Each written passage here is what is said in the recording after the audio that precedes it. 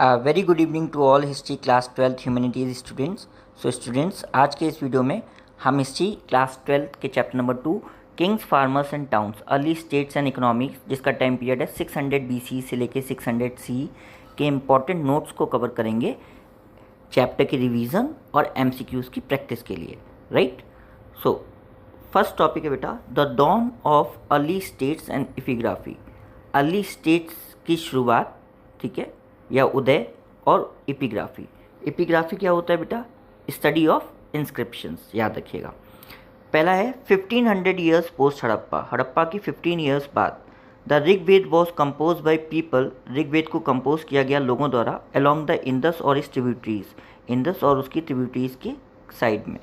Megalith, megalith क्या होते थे ये याद रखिएगा। इलेबोरेट स्टोन स्ट्रक्चर्स होते थे जो डेड के मरने के बाद बनाए जाते थे, और ये इमर्ज हुए बेटा सेंट्रल और साउथ इंडिया में। तो जो मेगालिथ वाला प्रोफेशन था ये कहाँ पे इमर्ज हुआ? सेंट्रल और साउथ इंडिया में, ये भी याद रखिएगा। तो मेगालिथ दो एक तरीके से पिलर्स खड़े किए जाते थे किसी भी व्यक्ति के मरने के बाद उसकी ग्रेव पे। तो दो पिलर्स पैरेलल और एक पिलर उन पे स्लैंट, ये तरीका होता था। नेक्स्ट है बेटा एपिग्राफी। एपिग्राफी को कहते हैं स्टडी ऑफ इंस्क्रिप्शंस, याद रखिएगा।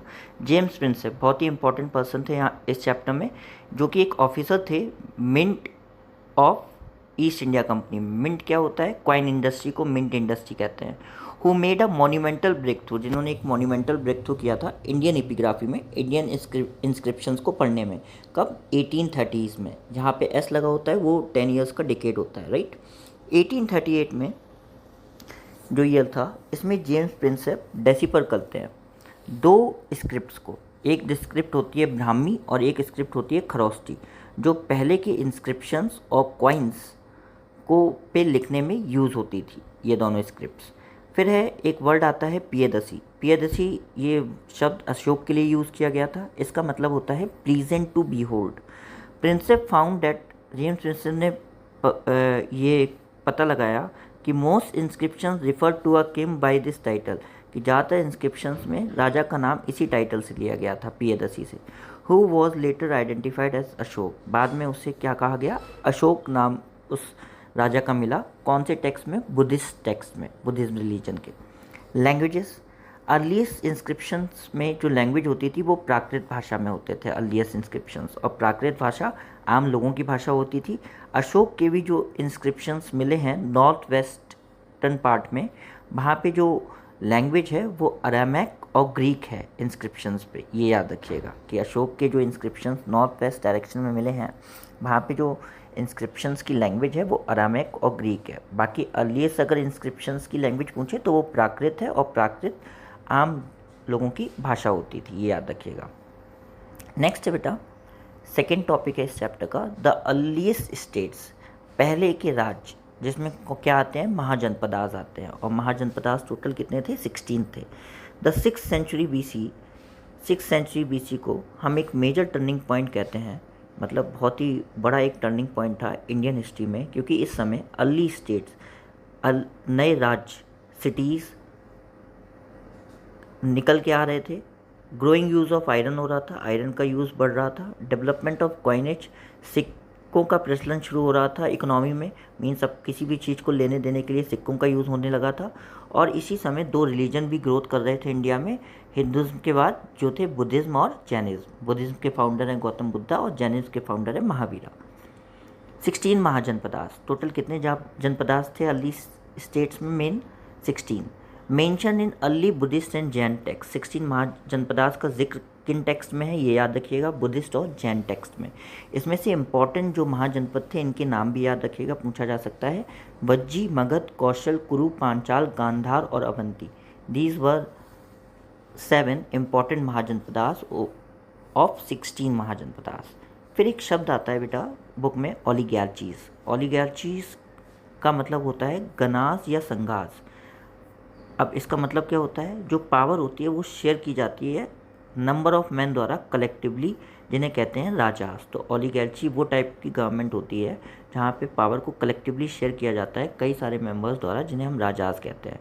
बोथ महावीरा और बुद्धा इन्हीं गनास से आते थे। तो महावीरा और बुद्धा जिस टाइप की गवर्नमेंट से आते थे उसे क्या कहते थे, ओलिगार्चीज या गनास, है ना। इन द वज्जी संघ में राजा कंट्रोल करते थे लैंड रिसोर्सेज कलेक्टिवली, मीन्स जो वज्जी महाजनपद था वहाँ पे जितने भी राजाज थे वो लैंड रिसोर्सेज को कलेक्टिवली कंट्रोल करते थे। फिर नेक्स्ट है बेटा धर्मसूत्र और धर्मशास्त्र। ये एक संस्कृत टेक्स्ट है जो कि कंपोज किया गया है ब्राह्मण्स द्वारा। कौन सी सेंचुरी से, 6th सेंचुरी BC से। लेइंग डाउन नॉर्म्स, धर्मसूत्र में क्या है, नॉर्म्स लिखे गए हैं, नियम लिखे गए हैं रूलर्स के लिए, ideally expecting them to be Kshatriya. और धर्मसूत्र में ये मेंशन है नॉर्म्स में कि एक राजा को कौन से वर्ण का होना चाहिए, क्षत्रिय वर्ण का होना चाहिए, याद रखिएगा। नेक्स्ट है बेटा फर्स्ट अमंग्स द 16। अब टोटल 16 महाजनपद थे, इसमें पहला महाजनपद कौन सा था, मगध। इसकी लोकेशन कहाँ है, आज मगध की लोकेशन है बेटा बिहार में, बिहार स्टेट में। ये सबसे पावरफुल महाजनपद बना between 6th to 4th century BC के टाइम पीरियड में, ये याद रखिएगा। सॉरी, रीजंस क्या थे मगध की ग्रोथ के मॉडर्न हिस्टोरियंस के अकॉर्डिंग। प्रोडक्टिव एग्रीकल्चर, एक तो वहाँ का एग्रीकल्चर बहुत प्रोडक्टिव था। एक्सेसिबल आयरन माइंस एक्सेसिबल थी मगध के राजाओं के लिए, जो कि झारखंड में इस समय है। Presence of elephants in forest for the army, कई सारे एलिफेंट्स प्रेजेंट थे नियर बाय फॉरेस्ट में जो कि आर्मी में यूज़ होते थे। और चीप कम्युनिकेशन रूट था गंगा और उसकी ट्रिब्यूटरीज की वजह से। ये मेन रीजंस थे ग्रोथ ऑफ मगध के लिए। रीजंस क्या हैं ग्रोथ के, अर्ली राइटर्स द्वारा, ऊपर हिस्टोरियंस के व्यूज़ थे, यहाँ राइटर्स के व्यूज़ हैं। राइटर्स कहते हैं कि मगध की जो ग्रोथ है उसका श्रेय जाता है रथलेस एम्बिशंस ऑफ किंग्स पे। मीन्स हर तरीके से जो मगध के कुछ रूलर्स थे वो मगध को पावरफुल बनाना चाहते थे, चाहे उसके लिए कोई भी उन्हें स्टेप लेना हो। इनमें बेटा मेन रूलर्स जो आते हैं वो आते हैं बिम्बिसार, अजातशत्रु और महापद्मानंदा। तो इन 3 रूलर्स की अर्लीस्ट पॉलिसीज़ की वजह से मगध एक पावरफुल महाजनपद बना 6th सेंचुरी BC से लेके 4th सेंचुरी BC तक। कैपिटल क्या थे मगध के, मगध के बेटा 2 कैपिटल थे।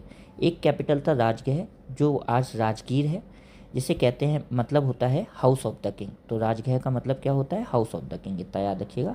It was fortified settlement in the हिल, ये सेटलमेंट फोर्टिफाइड थी और पहाड़ों के बीच में थी। बाद में क्या हुआ, जो मगध का कैपिटल था वो पाटलिपुत्र में शिफ्ट कर दिया गया राजगृह से या राजगीर से, जो कि इस समय पटना में है। कौन सी सेंचुरी में, 4th सेंचुरी BC में। क्यों, क्योंकि यहाँ पे जो कम्युनिकेशन या ट्रेड रूट्स थी वो अवेलेबल थी गंगा और उसकी ट्रिब्यूटरीज की मदद से, राइट। नेक्स्ट है बेटा एन अर्ली एम्पायर। एक अर्ली एम्पायर था, मीन्स जो सबसे पहला एम्पायर जो खड़ा हुआ जिसने पूरे भारतवर्ष पे राज किया वो था मौर्यन एम्पायर, राइट। अब मौर्यन एम्पायर की स्थापना किसने की, चंद्रगुप्त मौर्य ने। कौन सी ईयर, 321 BC में, याद रखिएगा। और चंद्रगुप्त मौर्य ने भारत पे नहीं कंट्रोल किया था, अफगानिस्तान, प्रेजेंट डे और बलूचिस्तान जो उस समय इंडिया ही का पार्ट थे एज एन सब कॉन्टिनेंट, यहाँ तक इसका जो किंगडम था एक्सपेंडेड था, याद रखिएगा। कलिंग, कलिंग कहाँ है, ये आज के समय कोस्टल टाउन है उड़ीसा की, राइट। कलिंग का जो युद्ध था वो अशोक ने जीता था, और अशोक कौन था, पोता था चंद्रगुप्त का, ये याद रखिएगा। सोर्सेस क्या है जिससे कि हमें मौर्यन हिस्ट्री के बारे में पता चलता है या मौर्यन एम्पायर के बारे में पता चलता है। पहला सोर्स है बेटा इंडिका, जो कि एक बुक है जो कि लिखी थी बेटा मेगास्थनीज ने। और ये कौन था, ये ग्रीक एम्बेसडर था जो चंद्रगुप्त मौर्य की कोर्ट में आया था। दूसरी कौन सी बुक है बेटा, अर्थशास्त्र। इसको कंपोज किया गया है कौटिल्य या चाणक्य द्वारा, जो कि गुरु भी थे चंद्रगुप्त मौर्य के और मिनिस्टर भी थे चंद्रगुप्त मौर्य की कोर्ट में। इसके बाद हमें सोर्सेस मौर्यन हिस्ट्री को जानने के लिए मिलती हैं Buddhist text, Jain text, Puranic literature और अशोक के इंस्क्रिप्शंस। ये 4 और सोर्सेज हैं अपार्ट फ्रॉम इंडिका और अर्थशास्त्र, जिससे कि हमें मौर्यन एम्पायर के बारे में जानने को मिलता है। नेक्स्ट है अशोकन इंस्क्रिप्शंस, अशोक के inscriptions. Ashok was the first ruler, Ashok पहला रूलर था जिसने अपने मैसेजेस को, संदेशों को इंस्क्राइब करवाया अपनी जनता के लिए नेचुरल रॉक्स पे या पॉलिश पिलर्स पे। और अशोक ने कौन सी पॉलिसी को प्रमोट किया था, धम्म की पॉलिसी को प्रमोट किया था, इतना याद रखिएगा। और धम्म की पॉलिसी को स्प्रेड करने के लिए अशोक किसको अपॉइंट करता था, धम्म महात्मास को अपॉइंट करता था, ये भी याद रखिएगा। MCQ फोकस से मौर्यन एडमिनिस्ट्रेशन की जो चीज़ें इंपॉर्टेंट हैं कि 5 मेजर पॉलिटिकल सेंटर्स थे मौर्यन एम्पायर में एडमिनिस्ट्रेटिव, जिसमें कैपिटल पाटलिपुत्र आता है। बाकी प्रोविंशियल सेंटर्स थे जिसमें तक्षशिला, उज्जैनी, तौशाली और स्वर्णनगरी। स्वर्णनगरी क्या था? एक गोल्डन माउंटेन था जो कि इस प्रेजेंट डे कर्नाटक स्टेट में है। मिलिट्री कोऑर्डिनेशन के लिए एडमिनिस्ट्रेशन में मैगस्थनीज बताता है एक मेन कमेटी होती थी और उसी के अंदर 6 सब कमिटीज़ होती थी। अब इन 6 सब कमिटीज़ का ऑड वन आउट पूछा जा सकता है। इन 6 सब कमिटीज़ में क्या आती हैं? Navy, transport and provision, foot soldiers, horses, chariot और एलिफेंट्स। ये 6 मिलके 6 सब कमिटीज़ को कंप्राइज करती हैं। नेक्स्ट है धम्म महात्मा। ये मैंने आपको ऊपर ही बताया था। ये वो स्पेशल ऑफिसर्स होते थे जिन्हें अशोक अपॉइंट करता था मैसेज ऑफ धम्म को प्रमोट करने के लिए, राइट। तो ये याद रखिएगा कि अशोक ने धम्म महात्मा को अपॉइंट किया था अपने मैसेज ऑफ धम्म को प्रमोट करने के लिए। इसमें होता क्या था? इसमें एल्डर्स की लिए आपकी नज़र में रिस्पेक्ट होनी चाहिए, आप बहुत ही जेनरस होने चाहिए ब्राह्मण्स के लिए, राइट। और आपको जो वर्ल्डली लाइफ है उसे त्याग के साधना में फोकस करना चाहिए। और चाहे फिर स्लेव्स हों और सर्वेंट्स हों, उन्हें काइंडली आपको ट्रीट करना चाहिए। सभी धर्मों को आपको इक्वल रिस्पेक्ट देनी चाहिए और ट्रेडिशंस को। ये फिलॉसफी थी अशोक के धम्म की, याद रखिएगा। नेक्स्ट है बेटा new notions of kingship, means नए तरीके के किंग्स, राइट। तो इसमें बेटा है chiefs and kings in south. जिस समय मॉडर्न एम्पायर यहाँ नॉर्थ इंडिया में ग्रो हो रहा था, उसी समय कुछ चीफ्स डेवलप कर रहे थे अपने किंगडम्स को और किंग्स साउथ इंडिया में। उसमें पहला नाम आता है बेटा तमिलक्कम का। तमिलक्कम क्या है? तमिलक्कम नाम है एक एंशियंट तमिल कंट्री का, जिसमें प्रेजेंट डे 3 स्टेट्स आते हैं, आंध्र प्रदेश, केरल और तमिलनाडु। तो ये 3 स्टेट्स आंध्र प्रदेश, केरल और तमिलनाडु एक रीजन बनाते थे या एक देश बनाते थे, आप ऐसे कह सकते हो, जिसे तमिलक्कम कहते थे, जो कि एक एंशियंट तमिल कंट्री के लिए नाम है। उस समय कुछ चीफडम्स राइज हुए थे। चीफडम्स क्या होता है? मतलब एक ऐसा स्टेट जिसका मालिक कौन हो? चीफ हो, राजा ना कहा जाता हो, उसे चीफ कहा जाता हो, ठीक है। तो ये चीफडम्स थे मेन बेटा चोलास, चेरास और पांड्यास, ये इमर्ज हुए। जो चीफ की पोजीशन होती थी वो हेरिडिटरी भी हो सकती थी और नहीं भी हो सकती थी। मीन्स राजा का बेटा भी राजा बन सकता है या चीफ बन सकता है, या राजा का बेटा ज़रूरी नहीं है कि चीफ बनेगा। ये चीफ्स को जो सपोर्ट मिलता था वो अपने रिलेटिव्स से मिलता था। किंग फोल का मतलब क्या होता है? रिलेटिव्स। और वो गिफ्ट रिसीव करता था, नॉट रेगुलर टैक्सेस रिसीव नहीं करता था। अब इन चीफडम्स के बारे में हमें सोर्सेज क्या हैं? अर्ली तमिल संगम टेक्स्ट से हमें पता चलता है, इसमें पोएम्स हैं जो डिस्क्राइब करती हैं इन चीफ्स को। एग्जाम्पल सेंगू टुबम, ठीक है। तो सेंगू टुबम एक चीफ थे जिनके बारे में एक पोएम है आपके सोर्स में, राइट। तो तमिल संगम टेक्स्ट हमें तमिलक्कम एशियन कंट्री के बारे में, जो प्रेजेंट डे है आंध्र प्रदेश, केरल और तमिलनाडु स्टेट में, याद रखिएगा। नेक्स्ट है बेटा सातवाहनास और शाकास। सातवाहनास और शाकास ये दोनों डायनेस्टीज थीं। सातवाहनास ने रूल किया वेस्टर्न और सेंट्रल इंडिया में। टाइम पीरियड क्या था इनके रूल का? 2nd सेंचुरी BC से लेकर 2nd सेंचुरी CE तक। अब जो शाकास थे उनका जो ओरिजिन था वो था सेंट्रल एशियन ओरिजिन, जिन्होंने रूल किया नॉर्थ वेस्टर्न से वेस्टर्न पार्ट्स में। दोनों लोगों ने जो रेवेन्यू ड्राइव किया या जो टैक्सेस कलेक्ट करते थे वो लॉन्ग डिस्टेंस ट्रेड से करते थे, ये याद रखिएगा, राइट। नेक्स्ट टॉपिक है बेटा डिवाइन किंग्स। डिवाइन किंग्स की अगर हम बात करें तो इसमें सबसे पहले आते हैं कुशान्स। कुशान्स ने रूल किया था बेटा 1st सेंचुरी BC से लेके 1st सेंचुरी CE तक, दैट इज़ टोटल 200 ईयर्स। इन्होंने रूल किया था सेंट्रल एशिया से लेके नॉर्थ वेस्ट इंडिया तक, और ये अपने आप को हाई स्टेटस का बताते थे, अपने आप को कई सारी डाइटीज़ या भगवानों के साथ जोड़ के। कोलोसल स्टैचूज़, कुशान रूलर्स के कोलोसल स्टैचूज़ मिले हैं। कोलोसल का मतलब होता है ह्यूज। तो statues of Kushan rulers found in shrines, कई सारे मंदिरों में कुशान रूलर्स के स्टैचूज़ मिले हैं मैट पे, राइट, जो कि मथुरा और यूपी में मिले हैं। तो मथुरा एक सिटी है यूपी की, यहाँ पे कुशान रूलर्स के कोलोसल स्टैचूज़ मिले हैं मैट पे। एंड इन अफ़गानिस्तान में भी मिले हैं ये कोलोसल स्टैचूज़। ये इंडिकेट करते हैं कि ये अपने आप को भगवान के समान मानते थे या भगवान जैसा दिखाने की कोशिश करते थे। नेक्स्ट है देवपुत्र। देवपुत्र का मतलब क्या होता है? Meaning son of God. ये एक टाइटल था जो कुशान रूलर्स एक्वायर करते थे। तो कुशान रूलर्स किस टाइटल को अडॉप्ट करके गद्दी पे बैठते थे? देवपुत्र, जिसका मतलब है सन ऑफ गॉड। और इन्होंने ये टाइटल्स लेने की जो इरादा था वो उन्होंने किया था बेटा चाइनीज़ रूलर को देख के, उस समय चाइनीज़ रूलर अपने आप को कहते थे सन ऑफ हेवेंस।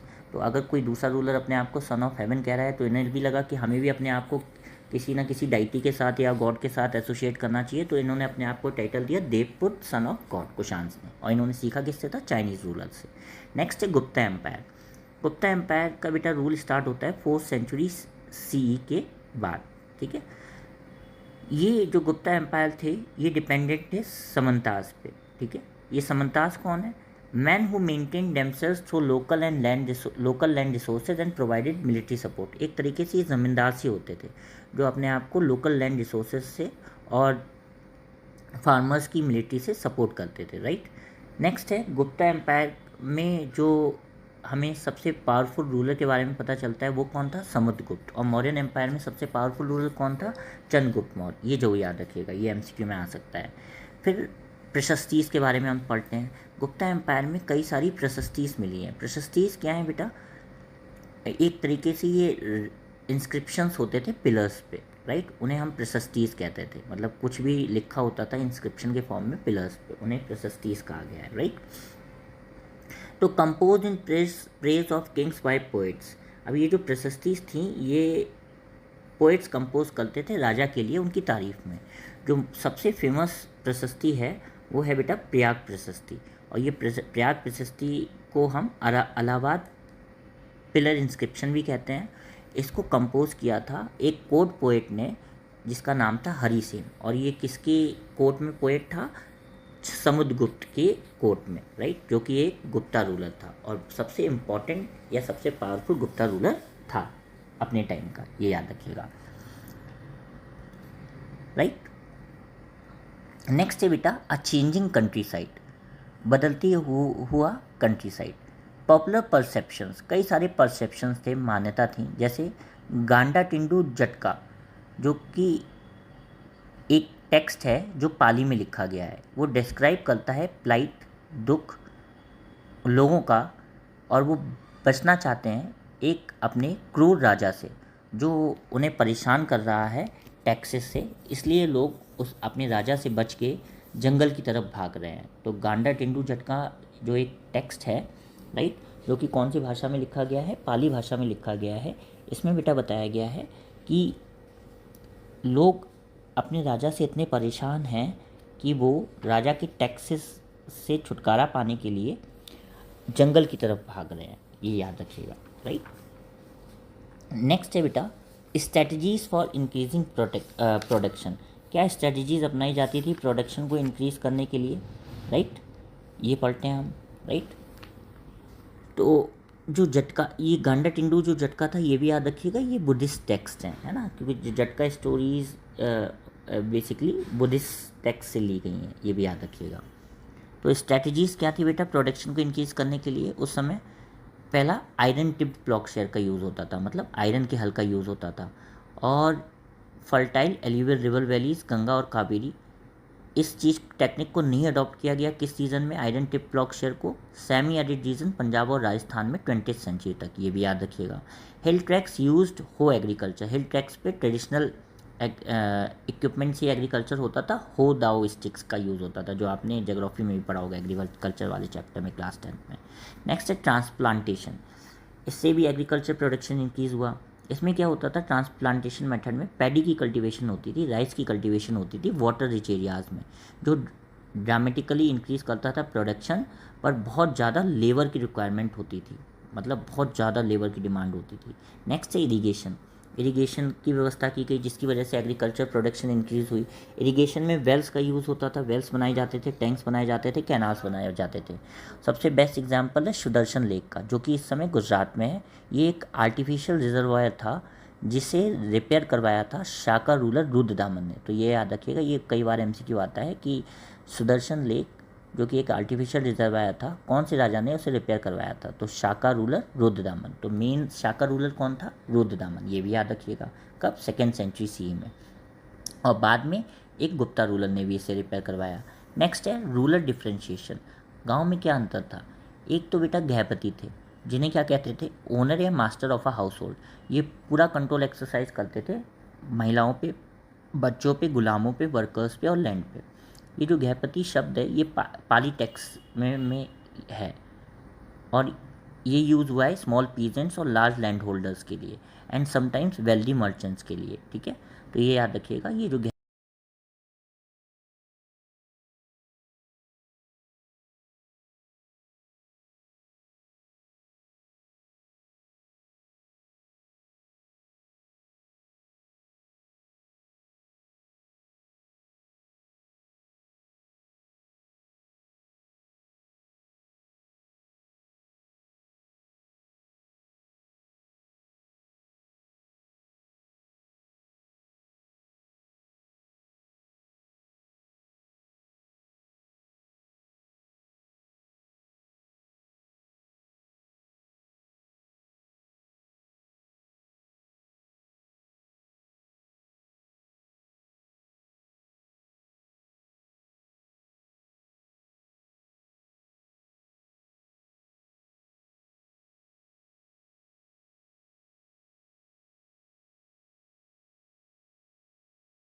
ये जो गृहपति शब्द है बेटा, ये यूज़ हुआ है पाली टेक्स्ट में for small peasants, large land holders and sometimes wealthy merchants. Next है बेटा संगम टेक्स्ट में कैटेगरीज। संगम टेक्स्ट में कई सारी कैटेगरीज बताई गई हैं जो गांव में रहती थी, जैसे कि लार्ज लैंड ओनर्स को वेलालार कहा जाता था, ये याद रखिएगा एमसीक्यू के लिए। प्लॉगमैन को उजावर कहा जाता था और स्लेव्स को आदि मई कहा जाता था, राइट। एमसीक्यू पर्सपेक्टिव से आपको ये याद होना चाहिए, मैच द फॉलोइंग में ऐसे क्वेश्चन आते हैं। नेक्स्ट है, अगर हम एमसीक्यू के पर्सपेक्टिव से कुछ और फैक्ट्स देखें तो लैंड ग्रांट्स के बारे में बात करते हैं। लैंड ग्रांट्स का मतलब क्या होता है, ज़मीन को दान में दिया गया। Usually recorded on copper plates, जो भी ज़मीन को डोनेट किया जाता था या ग्रांट किया जाता था इसे कॉपर प्लेट्स पे रिकॉर्ड किया जाता था। And given to religious institutions of Brahman, या तो धार्मिक इंस्टीट्यूशंस को दिया जाते थे लैंड ग्रांट्स या ब्राह्मण्स को दिए जाते थे। ये याद रखिएगा कि किसको लैंड ग्रांट्स दिए जाते थे, रिलीजियस इंस्टीट्यूशंस या ब्राह्मण्स को। फिर एक जिक्र मिलता है प्रभावती गुप्ता का, जो कि डॉटर थी चंद्रगुप्त सेकंड की, और उसकी जो शादी हुई थी वो वक्टका के राजा से हुई थी। ये तो वक्टका डायनेस्टी में ये इसका विवाह हुआ था। तो ये इसका प्रभावती गुप्ता का हमें एक रेयर एग्जाम्पल मिलता है कि कोई महिला ज़मीन को डोनेट कर रही है, जिसमें गांव का नाम क्या था, दंगुना। Overriding strict Sanskrit legal text, जो कि एक स्ट्रिक्ट संस्कृत लीगल टेक्स्ट को गलत साबित कर रही है, जो महिलाओं को डिनाई करता था कि उनका ज़मीन पे कोई भी अधिकार नहीं है, ये याद रखिएगा, राइट। तो इसमें सिंपल से साफ साफ बताया गया बेटा कि अकॉर्डिंग टू ब्राह्मणिकल टेक्स्ट या Sanskrit legal text women's are not allowed to hold independent land holdings, ना वो डोनेशन दे सकती हैं। जब उनके पास ज़मीन की मालकिनी नहीं है वो तो डोनेशन कैसे दे सकती हैं। बट क्योंकि प्रभावती गुप्ता एक रानी थी, राइट, और उसकी शादी वक्टका डायनेस्टी के राजा से हुई थी, इसलिए उसने ये दिया। तो ये एक एक्सेप्शन है, याद रखिएगा। और ये डॉटर किसकी थी, चंद्रगुप्त सेकंड की। फिर एक शब्द आता है बेटा अग्रहार। अग्रहार क्या है, ये उस लैंड को कहते हैं जो इसे दान में दिया जाता है ब्राह्मण को। Usually exempted from paying land revenue, और ब्राह्मण से लैंड रेवेन्यू नहीं लिया जाता था, टैक्स एग्जेम्प्टेड था इनके लिए। And given rights to collect local dues, और इन्हें अधिकार भी मिलता था लोकल टैक्स कलेक्ट करने का, जो भी ज़मीन पे ये वर्क करवा रहे हैं दूसरों से, राइट। नेक्स्ट टॉपिक है बेटा towns and trade. Towns and trade में बेटा नई सिटीज़ इमर्ज हो रही थी, जिसमें पाटलिपुत्र था जो रिवर राइन रूट के पास में था। ये रूट्स बहुत याद रखिएगा, ये भी एमसीक्यू में पूछा जा सकता है। पाटलिपुत्र कौन से रूट पे था, रिवर राइन रूट पे था। उज्जैनी लैंड रूट पे था। पुहार कोस्टल और सी रूट पे था। मथुरा कमर्शियल और कल्चरल हब था। फिर northern black polished where, MBPW, इसका एब्रीविएशन में भी पूछा जा सकता है। ये फाइन पॉटरी बॉल्स होते थे और डिशेज होते थे, मतलब जो खाने के बर्तन होते हैं, with a glossy finish use by urban elites, मतलब शहर के अमीर लोग ऐसे बर्तनों का यूज़ करते थे, पॉट्स बाउल्स का या बर्तनों का, यूटेंसिल्स का, राइट। गिल्ड्स, गिल्ड्स चैप्टर में डिस्कस्ड है। गिल्ड्स को श्रेणीज भी कहते हैं। ये हमने क्लास 11th में भी चैप्टर नंबर 4 द 3 ऑर्डर्स में पढ़ा था, अगर आपको याद हो तो गिल्ड्स क्या होते थे, ऑर्गेनाइजेशंस होते थे क्राफ्ट प्रोड्यूसर्स के और मर्चेंट्स के, जो प्रोड्यूस करते थे रॉ मटेरियल, प्रोडक्शन को रेगुलेट करते थे और मार्केटिंग करते थे फिनिश गुड्स की, और वो प्राइस भी सेट करते थे। नेक्स्ट है ट्रेड नेटवर्क्स। ट्रेड नेटवर्क्स क्या थे उस time period, trade network extend करते थे बेटा सेंट्रल एशिया, ईस्ट और north Africa, west Asia, south east Asia और चाइना, इन रीजन से इंडियंस की ट्रेड होती थी या इंडियन रूलर्स की उस समय ट्रेड होती थी। सक्सेसफुल जो मर्चेंट्स होते थे उनके लिए नाम था एक मसाटुबम तमिल भाषा में, और उन्हें सेटीज कहते थे या सातवाहस कहते थे, ये प्राकृत भाषा में कहते थे। तो सक्सेसफुल मर्चेंट्स को क्या क्या नाम है, एक तो है मसाटुबम तमिल भाषा में, सेठीज या सातवाहस प्राकृत भाषा में, ये याद रखिएगा। स्पाइसेस मसाले, specially paper, textiles, medicinal plants, ये हाई डिमांड में थे रोमन एम्पायर में उस टाइम पीरियड, जो कि इंडिया से जाते थे ट्रांसपोर्ट होके। इनके बारे में डिटेल दी गई है Greek text like Periplus of the Erythraean Sea. Periplus का मतलब है सेलिंग अराउंड, और इरिथेरियन क्या है, इरिथेरियन एक रेड सी के का नाम है, समझ में आया। तो इन सारी जो स्पाइसेस हैं, टेक्सटाइल्स हैं, मेडिसिनल प्लांट्स हैं, ये सब ट्रांसपोर्ट किए जाते थे या इनकी ट्रेड की जाती थी और रोमन एम्पायर ये भेजे जाते थे। ये किस टेक्स्ट में लिखा है, ग्रीक टेक्स्ट में लिखा है, like Periplus of the Erythraean Sea. Periplus का मतलब है सेलिंग अराउंड और इरिथेरियन का मतलब है रेड सी, ये याद रखिएगा आप, राइट। नेक्स्ट है बेटा कॉइन्स एंड किंग्स, ये बहुत इंपॉर्टेंट है, एमसीक्यू के क्वेश्चंस बनते हैं। पहले हम पढ़ते हैं पंच मार्क कॉइन्स के बारे में। तो पंच मार्क कॉइन्स सबसे पहले मिंटेड कॉइन्स थे, सबसे पहले बनाए गए कॉइन्स थे, और ये बनाया गया था बेटा सिक्स BC से। ये बनते थे सिल्वर और कॉपर का मेटल्स का यूज़ करके। सिंबल सजेस्ट करते हैं कि इन्हें राजा ने चलाया था, और लाइक मौर्यास ने, मर्चेंट्स और बैंकर्स, ये तीन लोग मिंट करवाते थे। सबसे पहले मौर्यास, मर्चेंट्स और bankers, right. First coins with names and images, पहले सिक्के जिन पे नाम और इमेजेस थी, वो इशू किए गए इंडो ग्रीक्स द्वारा। कौन सी सेंचुरी में, 2nd सेंचुरी BC में, ये याद रखिएगा। पहले गोल्ड कॉइन्स, पहले सोने के सिक्के, ये किसने इशू किए, कुशांस ने, 1st सेंचुरी CE में, याद रखिएगा। ये सेम वेट के होते थे जो कि हमें रोमन और पार्थियन के कॉइन्स मिले हैं। अब पार्थियन और ससेनियन आपने पढ़ा होगा, ईरानियन डायनेस्टी थी जिसका राइवल कौन था, रोमन एम्पायर था, राइट। इनमें लड़ाई चलती रहती थी। 3rd सेंचुरी क्राइसिस पढ़ा होगा आपने, राइट, क्लास 11th में। नेक्स्ट है tribal copper coins, right. Next है tribal copper coins issued by tribal republics. अब कुछ आदिवासियों के भी कॉपर कॉइन्स होते थे जिसमें एक ट्राइबल कम्युनिटीज़ ने इशू किया था इन्हें, जो कि नाम है योद्धास, और ये कहाँ के थे, पंजाब और हरियाणा के थे, राइट, ये ट्राइबल ग्रुप। तो योद्धास कहाँ के ट्राइबल्स थे, पंजाब और हरियाणा के, और इन्होंने कौन से सिक्के चलाए, कॉपर के सिक्के चलाए 1st सेंचुरी CE में। फिर अगर आपसे पूछा जाए कि प्योरेस्ट और स्पेक्टिकुलर गोल्ड कॉइन्स किसने चलाए सबसे ज़्यादा, तो वर्ड स्पेक्टिकुलर आना चाहिए, है ना, और प्योरेस्ट आना चाहिए। ये इशू किए थे बेटा गुप्ता रूलर्स ने, और ये क्यों यूज़ किया करते थे, लॉन्ग डिस्टेंस ट्रांजैक्शंस के लिए या लॉन्ग डिस्टेंस ट्रेड के लिए। फिर नेक्स्ट आपके चैप्टर में वर्ड है नुमिस्मैटिक्स। नुमिस्मैटिक्स का मतलब क्या होता है बेटा, जैसे एपिग्राफी का मतलब होता है द स्टडी ऑफ इंस्क्रिप्शंस, ऐसे ही नुमिस्मैटिक्स का मतलब होता है द स्टडी ऑफ कॉइन्स। इसमें हम बेटा स्टडी करते हैं स्क्रिप्ट्स को, इमेजेस को, मेटलर्जिकल एनालिसिस करते हैं और टेक्स्ट फाइंड करते हैं, right. Hoards of Roman coins, कई सारे इकट्ठे रोमन कॉइन्स मिले हैं हमें साउथ इंडिया में, जो प्रूव करते हैं कि साउथ इंडियंस का ट्रेड कनेक्शन था रोमन एम्परर्स के साथ इस टाइम पीरियड में, जिस टाइम पीरियड में चैप्टर का है, 6th सेंचुरी BC से लेके 6th सेंचुरी CE तक, राइट। नेक्स्ट है बेटा डेसिपरिंग इंस्क्रिप्शंस एंड लिमिटेशंस, कि हम इंस्क्रिप्शन को कैसे डेसिपर करते हैं और इंस्क्रिप्शंस को डेसिपर करने में क्या क्या प्रॉब्लम आती है। तो सबसे पहले है बेटा डेसिपरिंग ब्राह्मणी। अगर हम ब्राह्मणी को डेसिपर करने की बात करें तो स्कॉलर्स ने ब्राह्मणी स्क्रिप्ट को पढ़ने के लिए बैकवर्ड लैंग्वेज पे काम किया, राइट। मतलब उन्होंने बंगाली और देवनागरी मैन्युस्क्रिप्ट्स को स्टडी किया, और बंगाली और देवनागरी स्क्रिप्ट को स्टडी करते हुए जो उस समय हमारे स्कॉलर्स थे, ठीक है, इसकी मदद से उन्होंने ब्राह्मणी स्क्रिप्ट को डेसिपर किया। और डेसिपर किसने किया था, जेम्स प्रिंसेप ने, और कब किया था, 1838 में, ये याद रखिएगा। तो जेम्स प्रिंसेप ने 1838 में ब्राह्मणी स्क्रिप्ट को डेसिपर किया था। और कैसे डेसिपर किया था, उन्होंने वर्क किया बैकवर्ड बंगाली और देवनागरी मैन्युस्क्रिप्ट्स की मदद से। नेक्स्ट है बेटा खरोष्टी स्क्रिप्ट को कैसे डेसिपर किया गया, इस स्क्रिप्ट को पढ़ा गया बेटा कॉइन्स की मदद से, जो इंडो ग्रीक किंग्स के द्वारा चलाए गए थे, जिनमें बाइलिंगुअल स्क्रिप्ट का यूज़ हुआ था, ग्रीक और खरोष्टी का। तो जो इंडो ग्रीक रूलर्स ने सिक्के चलाए थे उसमें 2 लैंग्वेजेस लिखी गई थी, ग्रीक और खरोष्टी। क्योंकि ग्रीक भाषा आती थी तो ग्रीक को मिलाया गया बेटा, खरोष्टी के साथ कंपेयर किया गया, जिसकी मदद से हमारे स्कॉलर्स ने खरोष्टी स्क्रिप्ट को डेसिफर किया, राइट। जैसे for example the symbol for A is Apollodotus was matched, कहने का मतलब है ए सिंबल के लिए जो अपोलोडोटस नाम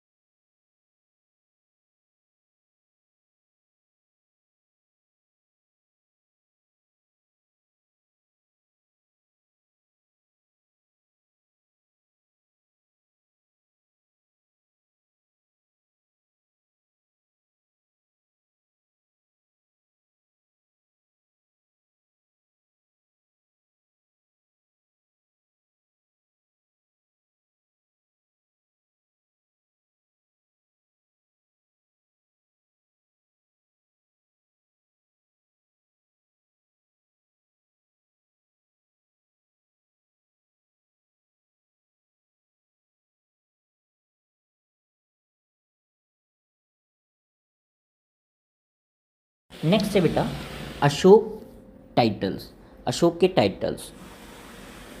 often did not use his name, Ashok ने कभी भी अपना नाम नहीं यूज़ किया इंस्क्रिप्शंस बनाने के लिए, बट उसके दो नाम मिलते हैं। एक मिलता है देवनाम प्रिय इंस्क्रिप्शंस पे, जिसका मतलब होता है बिलव्ड ऑफ द गॉड्स, भगवानों का प्रिय, और एक नाम मिलता है प्रियदसी, राइट, जिसका हमने स्टार्टिंग ऑफ द चैप्टर के नोट्स में अभी पढ़ा था, जिसका मतलब होता है प्लीजेंट टू बीहोल्ड। फिर नेक्स्ट है बेटा पतिवेदकास। पतिवेदकास क्या होते थे? Translated by epigraphists as reporters. अब पतिवेदकास एक पोस्ट होती थी जिन्हें हम रिपोर्टर्स कहते थे, जो अशोक ने अपॉइंट किए थे उसकी प्रजा की सारी प्रॉब्लम्स को शेयर करने के लिए, या उसकी जो पब्लिक है वो कैसी जी रही है सोसाइटी में, इसको बताने के लिए। तो एक तरीके से गुप्तचर होते थे या रिपोर्टर्स होते थे अशोक के, और उन्हें इन रिपोर्टर्स को वो क्या नाम से बुलाता था? पतिवेदकास नाम से बुलाता था। अब लिमिटेशंस क्या है इंस्क्रिप्शनल एविडेंस की? जो मीन्स जो इंस्क्रिप्शंस हमें पिलर्स रॉक्स पे मिलते हैं उसमें कमियां क्या आती हैं? कभी कभी जो लेटर्स होते हैं वो फेंटली इनग्रेव्ड होते हैं, बहुत हल्के लिखे गए होते हैं, डैमेज हो जाते हैं या मिस हो जाते हैं। एग्जैक्ट मीनिंग स्पेसिफिक वर्ड की हमें कभी कभी समझ में नहीं आती है, शायद हम स्क्रिप्ट नहीं समझते हैं या लैंग्वेज नहीं जानते हैं उस टाइम की। सारी की सारी इंस्क्रिप्शंस को अभी तक ना तो पर किया गया है ना ट्रांसलेट किया गया है। रूटीन एग्रीकल्चर प्रैक्टिसेस, जो रोज़ एग्रीकल्चर प्रैक्टिसेस में क्या क्या होता था, लोगों के सुख क्या थे, दुख क्या थे, आम लोगों के, ये रियली रिकॉर्ड होता है इंस्क्रिप्शंस में, तो हमें पूरी डिटेल नहीं मिलती है इंस्क्रिप्शन से उस टाइम पीरियड की। Inscriptions project the perspective of the person, और इंस्क्रिप्शन ज़्यादातर उसी व्यक्ति के परसेप्शन को दिखाते हैं जिसने उसे बनवाने में पैसे खर्च किए हैं, right, which may not be universally true, और ये यूनिवर्सली ट्रू नहीं हो सकता है, क्योंकि जो इंस्क्रिप्शन बना रहा है उसमें सिर्फ अपनी अच्छी चीज़ों को नोट कराएगा, कोई भी अपनी गलत चीज़ों को नोट नहीं कराएगा, तो बहुत ज़्यादा ट्रस्टवर्दी भी नहीं होते हैं इसीलिए, राइट। आई होप मैंने आपको ये जो नोट्स एक्सप्लेन किए हैं चैप्टर नंबर 2 हिस्ट्री के, ये आपको अच्छे से समझ में आएंगे होंगे। इन नोट्स में मैंने पूरे चैप्टर के सारे टॉपिक्स को डिटेल में कवर किया है और इम्पोर्टेंट पॉइंट्स को। ऐसे ही और चैप्टर वाइज नोट्स की एक्सप्लेनेशन के लिए और हिस्ट्री क्लास 12 बोर्ड एग्जाम की बेस्ट प्रिपरेशन के लिए don't forget to like, share and subscribe my channel. इससे पहले मैं ऑलरेडी चैप्टर नंबर 1, 2, 3 और 4 के 150 या 200 MCQs अपने चैनल पे पोस्ट कर चुका हूँ और सेपरेट प्लेलिस्ट बना चुका हूँ। अगर अभी तक आपने वो MCQs नहीं देखे हैं तो उनकी भी लिंक मैं इस वीडियो के डिस्क्रिप्शन बॉक्स में अटैच कर दूँगा। Take care everyone. Have a great day ahead.